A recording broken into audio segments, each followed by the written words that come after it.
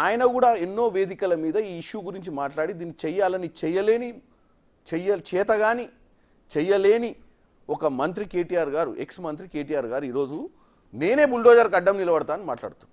అంటే కాంట్రడిక్షన్ ఏంటంటే మనకు ప్రజలను చేత కాక లేకుంటే ప్రజల రియాక్షన్ చూసి వెనక్కి తగ్గి చేతగాకంటే ప్రాజెక్టుని ప్రస్తుతానికి చేతగాకంటే ఏందండి, ప్రజలు కొంతమందికి ఇబ్బందులు వస్తే వాటిని ఎట్లా హ్యాండిల్ చేయాలనేది నేను చెప్తాను. మీరు ఇందాక ఇంకోటి కూడా అంటారు, ఏమంటారు, మా వాళ్ళు బలవంతంగా కూలగొట్టి వాళ్ళందరినీ రోడ్ల మీద వేస్తున్నారు. అట్లేం లేదు. బేసిక్గా మీరు చూడండి, 15,000 ఇల్లులు ఇవ్వాలని డిసైడ్ అయ్యారు. దీనికి ఒక జియో ఆర్టీ నెంబర్ 754 25 సెప్టెంబర్ రోజు 15,000 ఇల్లులు నిర్వాసితులకు ఇక్కడ ఉన్నటువంటి ఇబ్బందిగా ఈ రివర్ బెడ్ మీద ఉన్నటువంటి ప్రాంతాలలో ఏదైతే ఐడెంటిఫై చేసిన గృహాలలోకి వెళ్ళి వాళ్ళని వెకేట్ చేసి అక్కడికి తీసుకుపోవడానికి కూడా చాలా సంస్థలు, జిహెచ్ఎంసి, ఎలక్ట్రిసిటీ, హెచ్ఎండబ్ల్యూ అంటే వాటర్ వర్క్స్ వాళ్ళు, తర్వాత ఉమెన్ అండ్ చైల్డ్ వెల్ఫేర్ వాళ్ళు అందరిని యాక్టివ్ చేసి వాళ్ళందరినీ తీసుకుపోయి కూడా వాళ్ళకి ప్రాపర్ అకామిడేట్ చేసి వాళ్ళకి అక్కడ వాటరు, ఎలక్ట్రిసిటీ అన్ని ఫెసిలిటీస్ ఉన్నాయా లేదా చూసి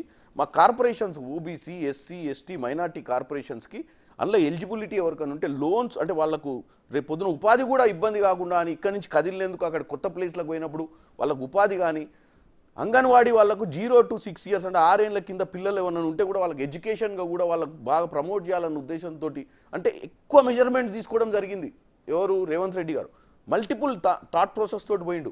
వీళ్ళకి ఏమైనా ఉపాధికి దెబ్బ పడుతుందా, వీళ్ళ పిల్లలకు అకాడమిక్ ఇయర్ ఏమైనా లాస్ అవుతుందా ప్లేస్ చేంజ్ కావడం వల్ల, ఇవన్నీ దృష్టిలో పెట్టుకొని అన్ని డిపార్ట్మెంట్స్ని అలర్ట్ చేసి అన్ని డిపార్ట్మెంట్స్ తోటి వితిన్ 15 daysలో వాళ్ళని ఒక సెటిల్ చేయాలన్న ఉద్దేశంతో వాళ్ళకు అవసరమైతే ఫుడ్, అవసరమైతే వాళ్ళకి వాటర్ అన్ని ఫెసిలిటీస్ ప్రొవైడ్ చేయమని చెప్పారు. కానీ వీళ్ళు ఏం చేస్తున్నారంటే కేవలం ప్రభుత్వాన్ని తప్పుగా చూపించాలి, ఒక విలన్గా చూపించాలన్న ఒక ఆలోచన వీళ్ళది. ఎందుకంటే గత ప్రభుత్వం వీళ్ళు చేయలేకపోయారు. ఇప్పుడు రేవంత్ రెడ్డి గారు దూకుడు చూస్తుంటే ఏదో చేసే మాదిరి కనపడుతుందని చెప్పి అడ్డుకుందామన్న ఉద్దేశంతో సోషల్ మీడియా అనే ఒక ప్లాట్ఫామ్ మీద వీళ్ళు మిస్యూజ్ చేసే ప్రయత్నం చేస్తారు సోషల్ మీడియాని. వీళ్ళు ఎంతమందికి ఇది బెనిఫిట్ అవుతుందండి? ఇవాళ హైదరాబాద్ నగరం పాపులేషన్ ఎంతమందికి ఇవాళ రియల్ ఎస్టేట్ పడిపోతుంది అంటారు కదండి. రియల్ ఎస్టేట్ ఎట్లా పడిపోతుందండి? ఏ ప్రభుత్వం ఆయన 2004లో రాజశేఖర రెడ్డి గారు వచ్చినా ఒక కొన్ని రోజులు స్తబ్దతగా ఉండే, ఎందుకంటే నిర్ణయాలు పాలసీలు మారుతాయి కాబట్టి. 2014లో కేసీఆర్ గారు వచ్చినప్పుడు కూడా కొన్ని రోజులు స్తబ్దతగా ఉండే. హైదరాబాద్ నగరం రియల్ ఎస్టేట్ ఎప్పుడు ఆగదు. కానీ రేవంత్ రెడ్డి గారు ఇంకా ముందు చూపుతోటి ఇవన్నీ క్లీన్ చేసి ఇవన్నీ బఫర్లు క్లీన్ చేస్తే ఇంకా కూడా దీని వాల్యూ ఆఫ్ ప్రాపర్టీస్ పెరుగుతాయి. తప్పు అపోహలకు గురి చేసి ప్రభుత్వ వ్యవస్థను దెబ్బతీసే విధంగా, పెట్టుబడిదారులను దెబ్బతీసే విధంగా ఒక కుట్ర పన్నుతురు తప్ప ఈ బీఆర్ఎస్ నాయకులు, వాళ్ళకు ఒక చిత్తశుద్ధి లేదు. రైట్. ఒకసారి మళ్ళీ రవీంద్రరావు గారి దగ్గరికి వెళ్తాం. బీఆర్ఎస్ శాసనమండలి సభ్యులు. ఇప్పుడు రవీంద్రరావు గారు అంటే